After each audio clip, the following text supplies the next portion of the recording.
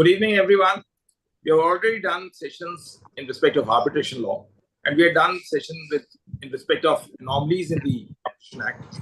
Taking you forward, we have requested Justice Manju Goel, a former judge of Delhi, to take us to the different aspects and according to her, or otherwise also, what are the gray areas in the Arbitration Act. And we are obliged that she has accepted our invite. So she has joined few of the sessions, but this is the first solo session by her. And thank you, ma'am, for accepting our invite. And we are also thankful to Justice Roshan Dalvi, a former judge of Bombay High Court, who has been patronizing the Beyond Law CLC series. And we will take her insights at the end of the session. Right now, we will request ma'am Manju Goel to take things forward. Thank you, ma'am. Okay. Thank you, Vikas. Good evening to everyone, whoever has joined. And thanks also to my audience to spare some time to hear what I have to say. Maybe it's not worth your ears, but I have tried my best to point out certain things which I felt should be shared with my fellow arbitrators. I'm an arbitrator now for the last 10 years. And I heard Madam Roshan Dalvi's presentation, which was very comprehensive, beginning to the very end, execution and beyond. So, and I had my own points to give to my audience. Now, I don't have the last word, and I will express whatever I feel are things to be shared. But I will welcome if somebody says, okay, my understanding is not up to the mark, or there is something more that I should read into the act, or something that I am not read into the act, which is still there. So maybe it's not like, I am the authority on the subject. I am still a learner. And the act is in the continuous flow of changing, like a river, it goes on and on and on. So, and,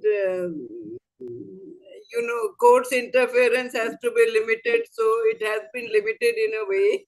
So on many points, had it been any other act, there would have been many more rulings from 1996 to this date. You see 14 plus 24. So long time has passed. But still, I think there are areas which need to be still to be tackled. There have been so many amendments, so 15, 19, 21 and 22, and still there are creases left. We had the IPC running for more than 100 years, so each word of IPC had been explained and there was nothing gray in IPC. CRPC, when it changed, again, it was not a change altogether. The old CRPC, and then you had a successor CRPC, and most concepts had already been laid down. I don't agree with those scholars who are saying, oh, what have you done? The new law means you have thrown away the old jurisprudence altogether. I said, no, jurisprudence is not changed. There are certain things added and certain things removed. Certain clarity is coming and taking care of the changes caused by change in technology or change in mindset. Things which were okay are not okay. Things which were not okay then are okay now, and like that. So that old, what should I say, the jurisprudence is still with us. And when we read the new law, we understand. Now, this law, 1996 Act, is based on unilateral model law. It is not a development from the Arbitration Act of 1940.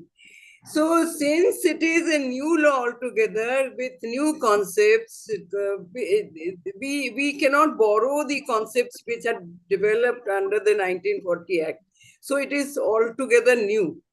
So, this is one difficulty. Plus, we have this work culture. Our work culture is very lenient. No, unilateral model law perhaps is based on the experience of countries which are quick in resolution of disputes. And maybe those countries work differently, and we work on a slow motion, comparatively. Slow motion means, as in music, you have those slow motion and then taking fast, the classical music. So you have Drut coming later, you begin with Alap, and also here also we go slow, slow, slow, and maybe we rise to the occasion at the end when everything is charged. And another thing that works here is the leniency of courts. Courts means we arbitrators. Of course, here we are accustomed to give adjournments on adjournments, accustomed to, give chance. And why not? So even if the trial court says no more adjournment, the high court will give one more adjournment. So we are accustomed to this leniency, not keeping to the word. The lawyer will say, I'm definitely going to do it in 2 days. He will not do it in 2 days, we know. So we already give 5 days. And then in 5 days also he says, no, the kal raat ko bijli nahi thi. Yesterday there was no light. Or something like that will come up, so you will not be able to deny. So there is a work culture of leniency in courts.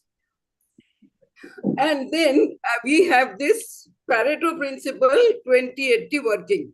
20-80 Pareto principle is 20% of important lawyers capture 80% of important work, and rest 20% unimportant work is left with the 80% unimportant lawyers. So this 20-80 Pareto principle is a well-known principle. This works very much here. So what happens, there is concentration of work in certain hands, fewer hands than available. So those lawyers are extremely busy. So we always go with them that you are too busy on so and so date, therefore not this date. So even in fixing date, we take so long. Now I come to we have to overcome this work culture, and we have to overcome this habit of being very lenient. And justice, of course, in the interest of justice is the most popular phrase for any judge. In the interest of justice, another adjournment is granted, and things like that. But then if we have to make this law a success, and as this new thing, arbitration center is coming up. So if we have to attract the world towards India, then we must shake it off. We must keep to the words and somehow make it possible to keep to the schedule and come up to the expectation of the legislature and of the United Nations body which drafted this law.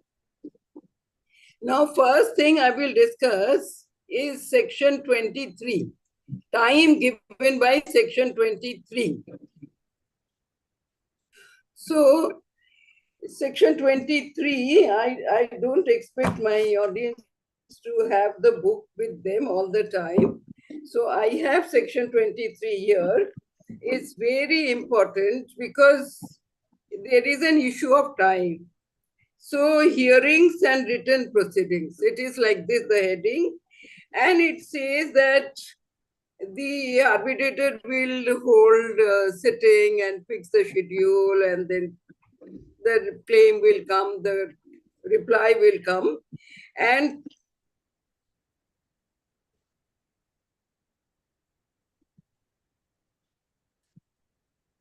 (23, 24, 3, 23).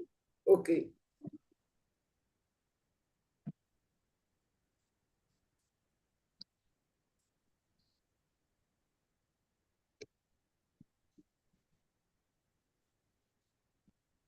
So 4 is most important. The statement of claim and defense under this section shall be completed within a period of 6 months from the date the arbitrator or all the arbitrators, as the case may be, received notice in writing of their appointment. Now, this is how the time has to be calculated. The time will begin to run when the arbitrator or all the arbitrators have received the notice in writing about their appointment. Now, when the parties directly appoint the arbitrators, they know that they have issued a letter. Maybe it is immediately served if it is on mail, email, and if it is by post, they know it is served in a couple of days. Okay. But when the appointment is made through the court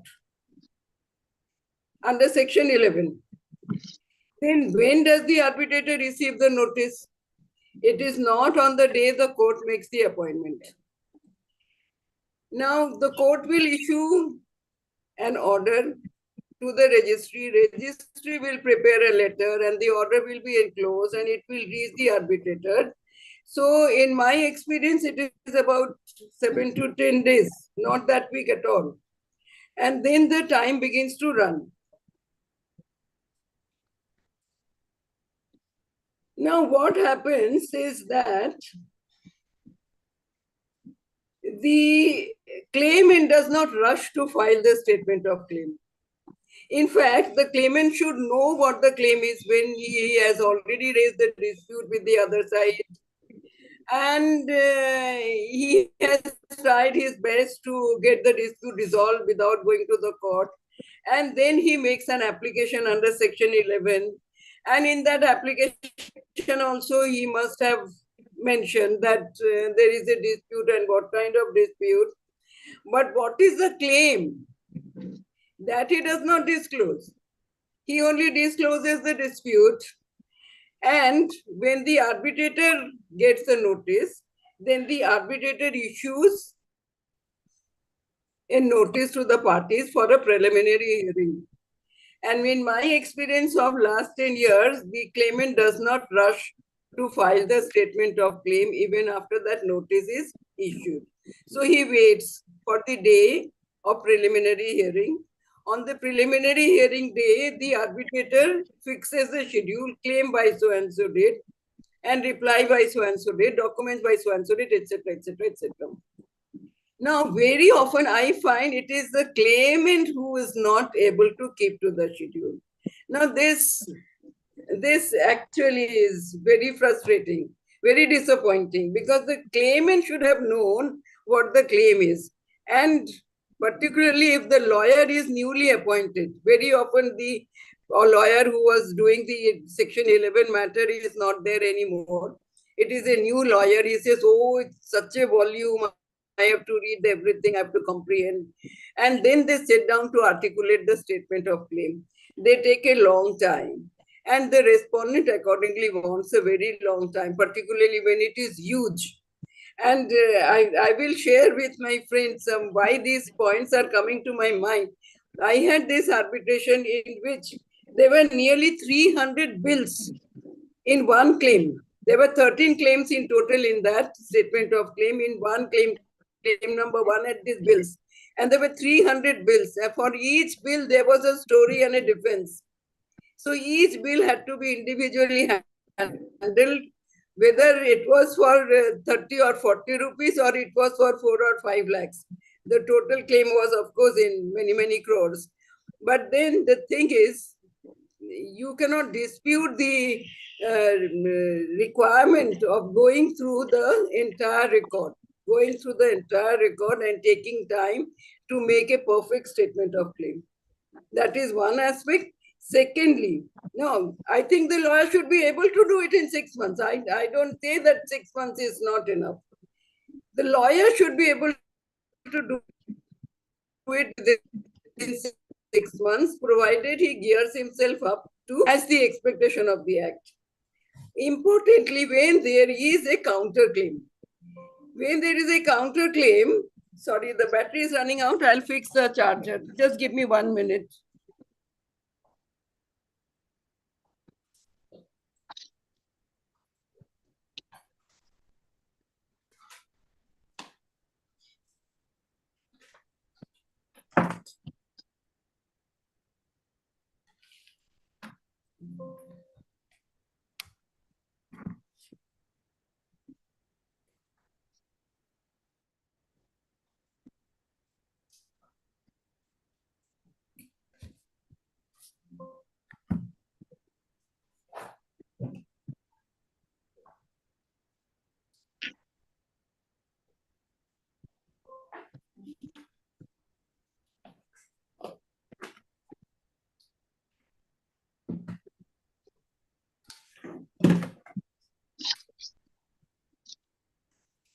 Yeah. So when there is a counterclaim, there is another case. In fact, the counterclaim is as important as the claim. So the reply to the counterclaim again is very important. So it is not like that there is a claim and a reply, and then you have to file a rejoinder necessary or not necessary. You may or may not do it within that period of 6 months. But when there is a counterclaim, actually you can say there is double the work: claim and reply, and counterclaim and reply to the counterclaim. So this is something which has not been taken care of by section 23, that in case there is a counterclaim, perhaps you can extend. Then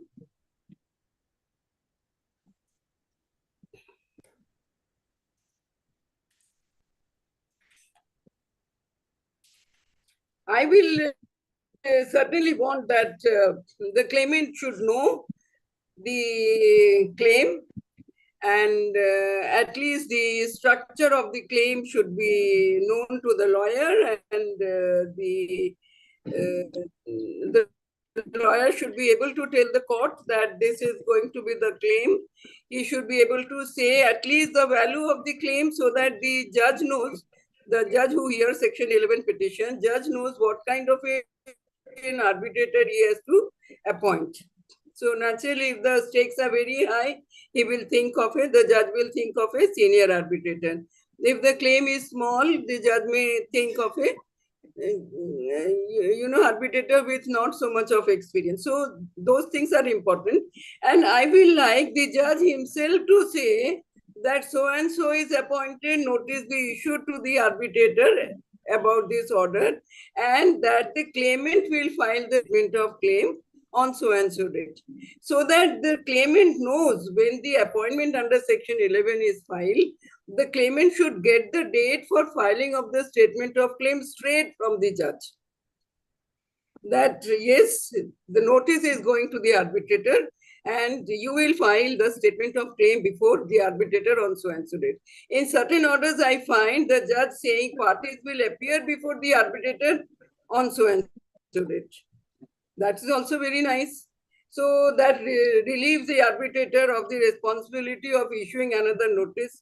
The parties know that so and so has been appointed arbitrator, this is the address, and one has to appear before the arbitrator on so and so date. Similarly, it will be very nice if the court says on so and so date you present your statement of claim, so that actually the parties have been pushed to work from the time section 11 is section 11 order is passed. Although I think the parties should gear up even sooner than that. When they are approaching the court under section 11, the party should know what the claim is going to be.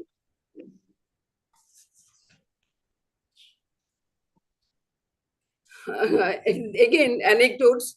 The section 9 and section 17, Madam Roshan Dalvi has dealt with them, that even without the claim being there, section 9 application and section 17 applications are permissible. The purpose itself is to protect the property, isn't it? But we do not know what is the claim and what is the property to be protected. What is the right of the claimant to be protected? But they insist on issuance of an interim order. Now, in one particular case, the urgency was shown so much, and particularly it was during the Christmas vacation when the center was closed. The arbitration center, Delhi High Court Arbitration Center was closed. And there was no one to take even that deposit which the center wants, and deposit according to the value of the claim. Now they wanted me to pass an immediate interim order, heaven is going to fall. So immediately I had to make an order saying that you will deposit so much amount with the center immediately on its opening on 2nd of January. So I passed that order that, this is subject to this undertaking to deposit. Now, after that order they received, they became very slow because now they are relaxed that interim order is there and they are protected. They are going to take their time. And it was quite a task for the center to recover the dues in that case. So I think it is important. First of all, I agree that there has to be a statement of claim before 9 or 17 is filed. And at least the total claim amount should be disclosed so that the court should know which arbitrator is the appropriate arbitrator in the matter. And the arbitrator can fix, according to even court schedule or whatever, what amount should be immediately deposited before an application under section 9 or 17 can be heard.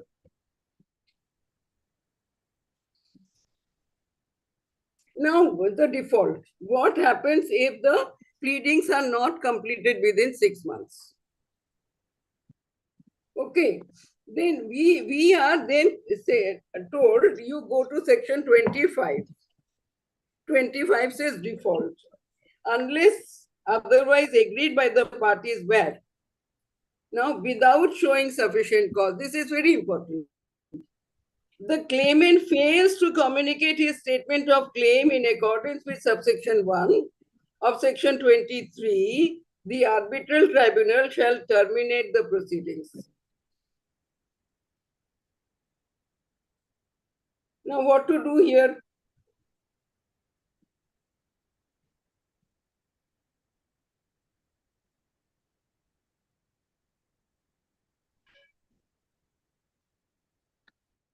Now, this is, you see, not an absolute law because it begins with the words, unless otherwise agreed by the parties,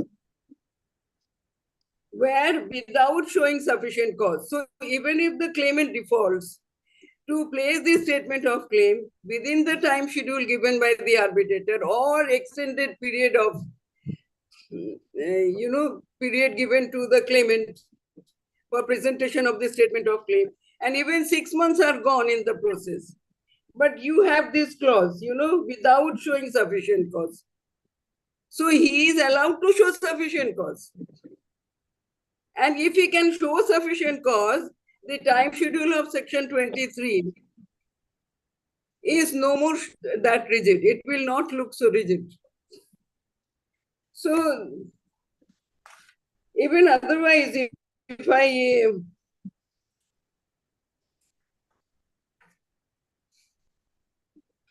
and there is this connected with this is the chance of amendment. Now it admits that there can be amendment, and if there is an amendment, it should be quick. And the law says that if there is an amendment, the amendment may be denied if it is too late. But it does not say there cannot be any amendment after the 6-month period has ended. But in reading in one go, you will feel even the amendment should be done within that period of 6 months. So this is a little gray area here. The Act does not say what happens when there is an amendment. Because when there is an amendment of the claim, there is the whole process going back to square one. There is an amended claim and there is a reply to the amended claim. There may be documents to support. There may be more witnesses to bring. So this is a new beginning altogether. But the Act does not give us any hint as to how to deal with this, particularly if the amendment comes after that period of 6 months. So this is, I think, a tremendous gray area. Now, if I read that CPC amendment, you will remember in 2000, 2002, that CPC amendment which says reply has to come, written statement has to come within this period. And there was an uproar and there were litigations in the Supreme Court, and the Supreme Court eventually heard this case, which is titled Kailash versus Nanku. And the Supreme Court examined everything, and the Supreme Court said this is only directory, not mandatory. That period of 30 days and the extended period of 90 days, even if you are not filing, that does not mean the court cannot take the written statement. So if I follow this, the Supreme Court judgment, and say, okay, section 23 is only directory, all problems solved. But section 23 has to be read with section 29A, because 29A time begins to run when the pleadings completed as per section 23. So, but that is not directory. That is mandatory. And that means that when the period is over, the arbitrator loses the mandate to proceed. So immediately everything comes to the close. So again, even if I interpret, bring the Supreme Court judgment in this case of Kailash versus Nanku and said, okay, we'll proceed, do not bother. We go that way. But then section 29A stops.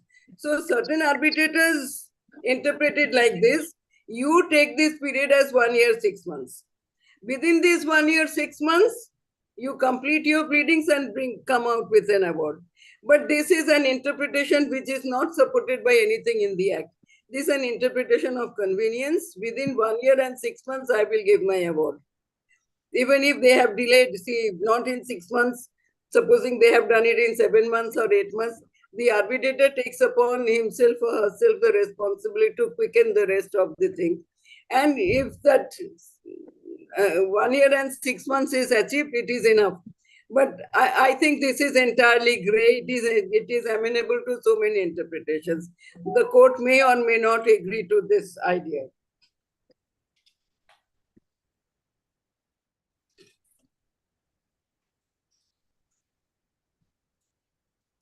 Then, this long rope, you see, when does the limitation expire for invoking arbitration? There is a dispute. When can you invoke the arbitration?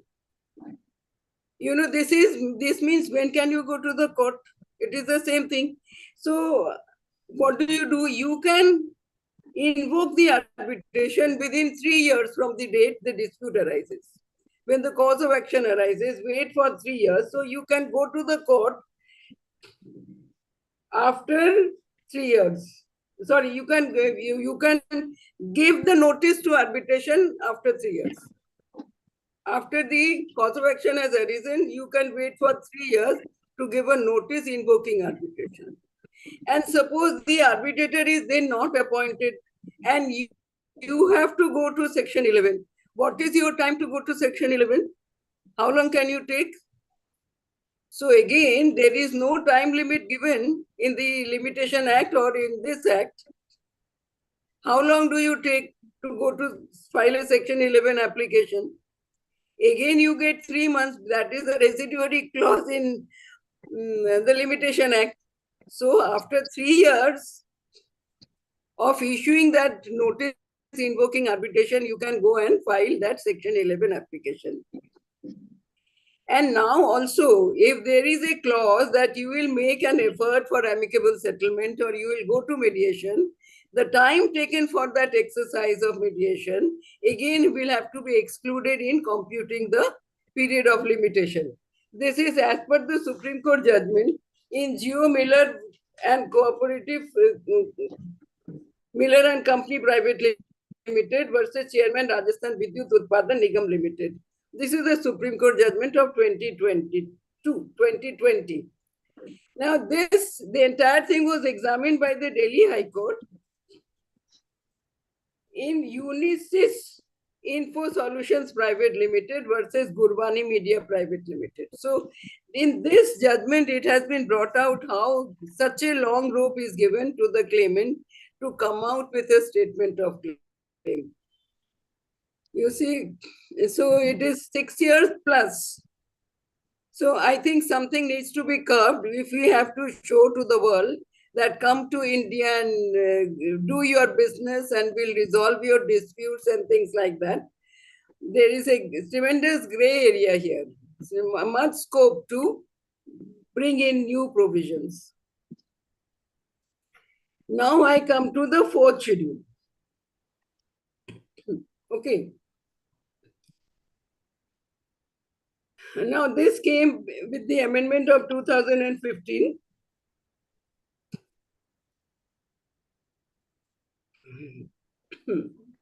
Now fourth schedule is sacrosanct. Fourth schedule is sacrosanct because 1114 says the High Court can make rules, but it will take into consideration the fourth schedule. And the Supreme Court also in this oil and natural gas versus AFCONS, the very famous judgment and very big judgment, considering all the aspects involving the remuneration of the arbitrator, says the the schedule 4, if the arbitrator fixes the fee as per schedule 4, there cannot be any dispute. The parties will have to accept. Otherwise, it is a settlement between the parties and the arbitrator what remuneration the arbitrator will charge. But now sometimes when the claim is not money claim, suppose it is declaration and injunction, then how does schedule 4 work? Then this claim of injunction and declaration should be evaluated, and it cannot be just imaginary. It has to have some relevance with the disputed facts. And whatever the parties may say that this is the value of this, that should be subject to scrutiny of the arbitrator. Now again, in one case, when there was this declaration and injunction thing, and I wanted them to evaluate, and they were not willing to do it, so I had to do it myself. So compelled to do that, I evaluated. The claim was that this contract between the parties, which is now ending, should be renewed for another 9 years. Because they said, yes, there is some clause that it can be extended, and they are defaulting, there is a breach of contract, it should be extended for 9 years. Now this 9 years contract was like this. There was a fixed payment month by month like a rent, plus part of the profit earned from that contract. Now I said that for 9 years, if you are asking it to be extended, for 9 years you will pay certain amount as rent, and the amount you are looking for by way of profit is at least equal to that rent. And therefore, I evaluated that claim according to or equal to the 9 years rent. This was challenged in the High Court laws. They challenged in the Supreme Court, and I was extremely happy that some law will now come. But unfortunately, they withdrew the claim and they preferred to pay whatever was to be paid as per my evaluation. So that is one gray area. And then this schedule 4 does not have any provision of per hearing fee. But per hearing fee is very common with the arbitrators. And particularly in such cases when you have declaration and injunctions like that, you don't have to evaluate the claims and you can just say per hearing is this. Now, even in this oil and natural gas case, the Supreme Court says when the fourth schedule is taken and the amount to be paid is fixed according to the fourth schedule, the arbitrator can take into account the quantum of work.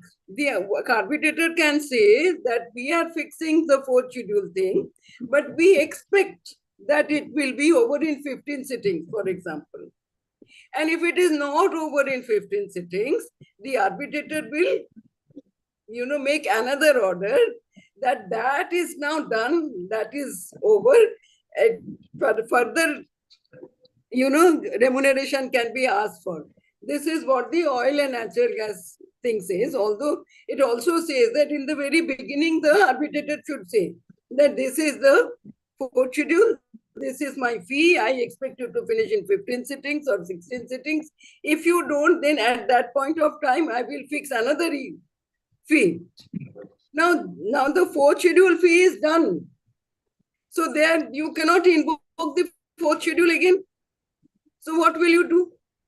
So the most natural choice then is, I have done my 15 sittings, that is done, all consumed. So now on, for every sitting, you will give me so much. So again, that per hearing sitting has to be invoked. Now, this oil and natural gas does not give us any guidance as to what will then be the per hearing sitting. The fourth schedule does not give us any guidance. And in Delhi, we are mostly going to the Delhi International Arbitration Center, which is annexed to the Delhi High Court. They have their own rules and they have their own schedule. Again, there is no clue as to what can be the per hearing sitting. So this is a gray area. I find people fixing per hearing. That is not barred by the Act. But when that per hearing fee is fixed, it is mostly according to the seniority or status of the arbitrator rather than the value of the claim. So if the arbitrator is a former Supreme Court judge, so it may be 3 lakhs per hearing. If it is a former High Court judge, it can be 2 lakh per hearing, things like that. So it has no correlation with the value of the claim. I don't know. I feel there has to be some correlation between the value of the claim and the remuneration of the arbitrator, because it is so designed by the Act.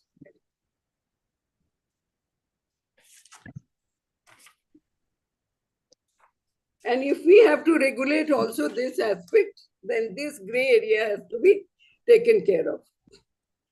Now, I will reiterate the issue of interest, which Madam Roshan Dalvi dealt with so efficiently. Now, interest is very important in commercial dealings. You know, without interest, the commercial world cannot work. The money is required. Money, who will part with money? Who will risk unless there is an interest rate? And it is not this kind of interest where any sympathy is called for. It's not like the traditional money lender has lent to a poor man, a farmer, not able to pay, so the farmer may pay the principal and you may impose. We have done it as district court judges. We have reduced the rate of interest because the law permitted that way. Or supposing a poor tenant has not been able to pay the rent, you pass a decree for arrears of rent, and there you may say, okay, 6%. That is the usual practice. Rent, arrears of rent with 6%, there is some sympathy for the defaulter. But in commercial disputes, there is no reason to show any sympathy for the defaulter because he is working for money, he has taken the money, and you have to make the payment. I don't agree to any sympathy being shown to a defaulter in trade or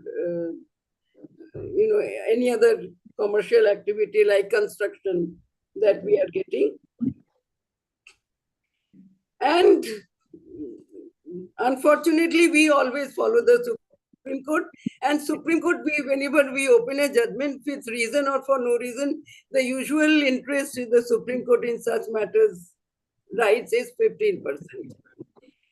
But I have heard parties saying, Madam, when we go to the bank, this money is not coming.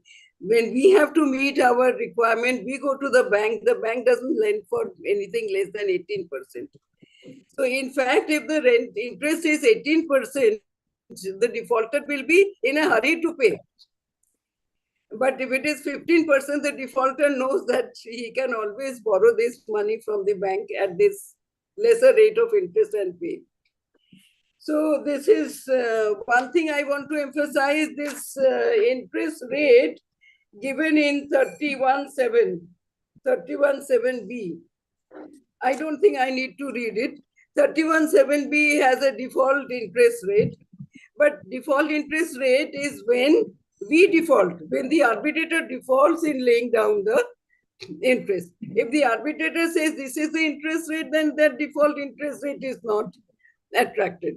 So I will want my colleague arbitrators not to leave that scope to attract that default interest rate, which is rather lenient. Then I have this tremendous issue of stamp duty.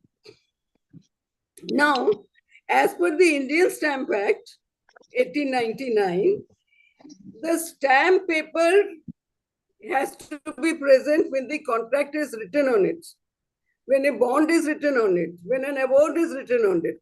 The stamp paper must be present before the arbitrator, and the award has to be written on it, meaning thereby we write the award, of course, and affix it on top with the name as if this is the title page. Now, who has to buy the stamp paper? It is the claimant who buys the stamp paper. One of my friends who is an arbitrator went to the extent of buying the stamp paper herself. He said, it is my responsibility if the stamp paper is not there. I am the defaulter, because who has to pay? According to the act, the one who is writing that document is responsible for payment. So she went to that extent. Now, suppose the usual practice is the claimant who is getting the award in his favor should purchase the stamp paper. And how does he know how much stamp paper? How does the arbitrator call for the stamp paper? So naturally, the arbitrator has to disclose that this is going to be your award, and you bring the stamp paper, then I will write the award. So there is this area where different people adopt different practices. The practice I adopt is to inform the parties in a written order that an award in so and so sum has been prepared. The claimant will produce an appropriate stamp paper within 2 days, and on so and so date I will announce the award on that stamp paper being received. So it has worked so far, there has not been any issue, but I'm not sure whether this is the correct practice. And then last point, I think it is now becoming too long. What is the time? Now, last thing that I want to emphasize is the stamp duty as such. Now, the stamp duty, according to Indian Stamp Act, this is Article 12, which says, that is to say, any decision in writing by an arbitrator or umpire. And how has this to be fixed? Where the amount of value of the property to which the award relates, as set forth in such award, does not exceed rupees 1,000. So the dispute, the stamp duty has to be in terms of the value of the property to which the award relates, not the value of the award. I read it again, where the amount of value of the property to which the award relates as set forth in such award.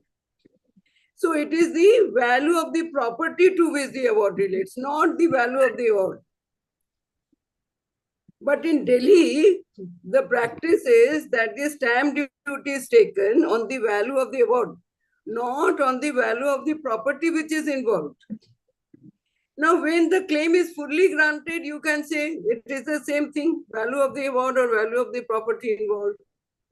But when the claim is dismissed, then the value of the property may be 100 crores. The claim is dismissed. So if you go by value of the award, there is no stamp duty. So I in fact wrote an article on this, which was carried by Live Law, but it has not been noticed. So that is a sad thing. And this is loss of revenue and, of course, encouragement to come out with, inflated claims. Even when the claim may be allowed, not fully, but inflated claims are very easy to make, because eventually the stamp duty will be on the value of the award. So this is all that I have to say. I'm sorry I have been too long. I've spoken for nearly 45 minutes. So sorry to take so much of your attention. But certainly all kinds of remarks are welcome. Particularly if there is any scope for me to improve my understanding, that will be very much welcome. So now I have finished my topic. Yes, ma'am. Over to you, Justice Roshan Dalvi, to give her insights. Good evening, Manju, Vikas, and all my friends. It is a very detailed lecture, some of which points I had already taken in my lecture. But I would like to go point by point quickly.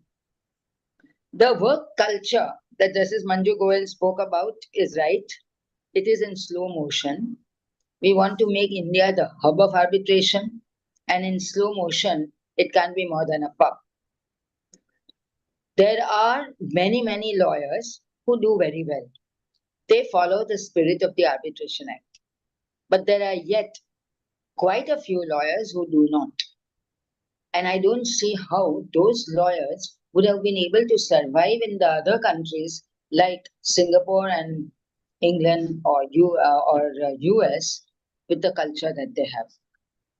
But we believe in the defaulter culture, and we try to give the longest rope to hang on. And therefore, what she says is leniency is there. But we must always think, a sensitive judge will always think of the victim. And there is a victim even in commercial causes. I'll leave it at that. 80-20 rule is correct. It is that anybody can, of course, work. But when you are working in 80% of the matters, you must do justice to 80% of the matters.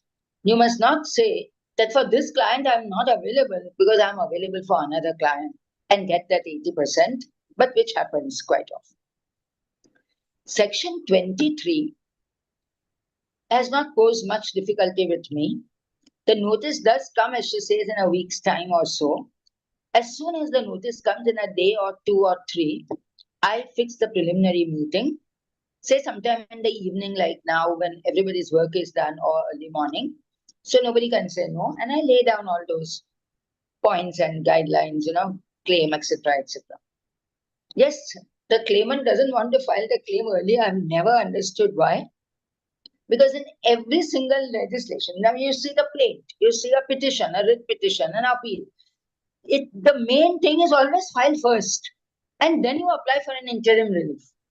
This is the only law where the main pleading is not filed first. And as Justice Manju Goel said, it should have been filed and then you go to Section 11. It should have been filed or ready when you go to the arbitrator. But it is not getting ready quickly also. In one matter, they asked for 8 weeks. I said, I'll give you 8 years. Take it. It's your claim. What do I care then? So they said, no, madam. Okay, at least 4 weeks. But the 6-month period is largely adhered to because I make it very clear that I will adhere to it. And I do not think that an amendment can be included in that. An amendment can come even at the very last minute because an amendment can be even in an appeal, etc., etc. That is our law of amendments. And so far as there is no new case, now under Section 23(4), yes, you have to grant the amendments, which we always do, even in adjudication. Amendment comes later. But in fact, in one of the matters, when the written statement was not coming within that 6-month period and it was getting over, we said, no, you don't keep on waiting for that last piece of document to come. You file your written statement, you can always amend it later. But the parties must understand basically what is the claim and what is the defense. That is the purpose of this particular section. It is that, come out and say what you want to say. And there is this time limit. So I would say it is a kind of a stick. I would even say it is a whip, as I have said in my last lecture, that these things are fixed up because we want to make India some kind of a hub. I don't know when, after how many decades it will be made. It is not a hub at all today. And it is because of that. Now, following in on that, it is 29A. So 29A, at least after 6 months, you start the period and within 12 months you have to finish. And why would you finish? And why would arbitrators say, no, give us more time? There is no need. Because the legislation says you charge under the fourth schedule. So we must read the statute as a whole. That is our prime principle. Now we have to read 29A with the fourth schedule. If the arbitrator is always ready, prepared, comes, and it gives dates as the parties want and quickly, then the arbitrator, like me, would say at the end of 12 months, enough. Now, even if you want, I will charge more. Now, Justice Goel says that it can be by hearing, and we don't know how much for hearing, and therefore it goes by seniority. And I think the spirit of the act says you work in this much time and you earn that much. Now, that sets the entire sort of domain, the entire culture of arbitration. So what I have done in a couple of matters which did not finish in that time and which was because of one of those two parties, that I said that I'm going to charge half of what the section, Schedule 4 wants. And of course, that was after the 6-month period also. So after 18 months also, it had not finished. You have to go to court. And I said, please mind well that I'm not going to take it back. You may go to another arbitrator and pay de novo, but otherwise I'm going to charge half of the fourth schedule. So it is not again as per hearing dates, because hearing dates are sought to be done away with under this act. That is how I read the legislation. When you say this section 4 and 29A together. So, and of course, they have paid. I would have also liked them not to pay and for it to go to the Supreme Court as Justice Manju Goel wanted, but they have paid. So there is no such problem today, and they know that even the hearing dates would cost them much more. So that is so far as that. The limitation, yes, there is no period of limitation, and therefore 3 years would apply. For every cause of action, you have to come within 3 years. So you say, I'm invoking the arbitration. But thereafter, what I would read is a reasonable period. Because the party says, okay, I'll appoint the arbitrator, it's fine. If she says, no, you have to go in for section 11, you must do it within a reasonable period of time.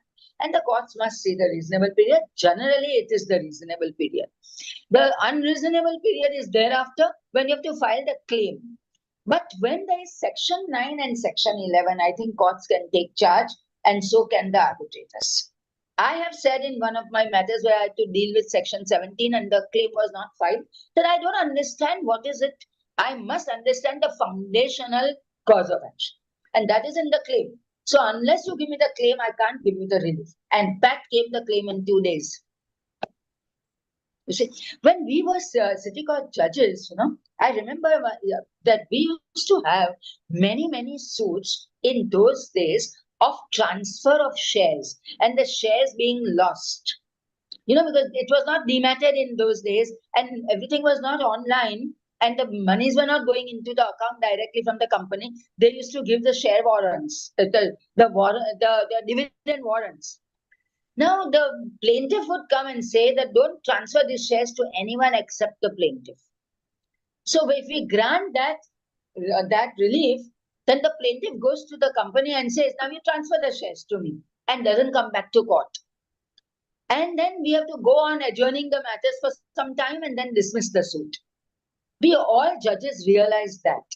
So, what we did was, just as district judges, as civil court judges, we decided that if it is anyone except the plaintiff, we will not grant plaintiff, we'll put it in bracket.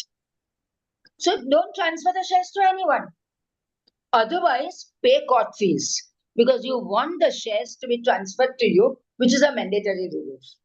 Now, why I'm giving this example is to show that somebody, the court and the arbitrator, can take charge when something is going haywire.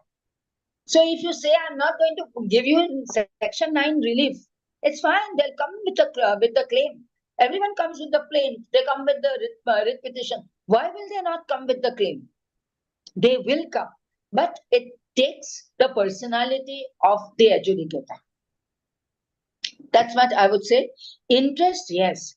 But interest, section 31 says, is as per the Interest Act. And if you see the Interest Act, it is not what the banks charge when they loan the amount. Those charges are more. But the saving grace is that the arbitrator can lay down any figure, and in Bombay, 18% is the rule in commercial causes. So 18% is granted, and that is the arbitrator's domain, and it goes. So there is no need not to grant interest. We should not forget to grant interest. So far as costs are concerned, we may not grant costs because we may feel that it was an arguable matter, or that no, they have not wasted a lot of time or anything like that. Only when there are defaulters or when one person has really harassed the other party, we really grant costs. And at that time, I would say the cost must always be compensatory. Otherwise, it's a mockery of that law. With that, and one slight thing is that under the Bombay Stamp Act, an award requires a stamp paper of 500 rupees. I buy my own stamp papers like Justice Goel's friend. Even I am her friend, and her second friend has been doing that. I don't want anybody to give me 500 rupees. That is like giving a dog a bone. So I have to make the award. And then I make a document. I have to get the stamp paper. I get it in my name, writing the names of the parties, one stamp paper for the claimant, one stamp paper for the respondent, or as many parties, and I give them out. So that's about for what Justice Goel has spoken. And I had spoken about some other things also, which I don't want to repeat. So thank you, friends. Thank you to Justice Manju Goel and Justice Roshan Dalvi. As in the cricket, they say that the partnership works in the tandem in a better way. And that's on 8th of March, when we had spoken on the women's perspectives, today on the Arbitration Act. I think that both of you work in a tandem, and the knowledge sharing gets a better spark and better insights. Thank you, friends, for participating in these sessions and watching us on the YouTube. And thank you once again to Justice Manju Goel and Justice Roshan Dalvi. Everyone stay safe, stay blessed. Namaskar. Namaste. Thank you. Good night. Good night. Thank you, everybody.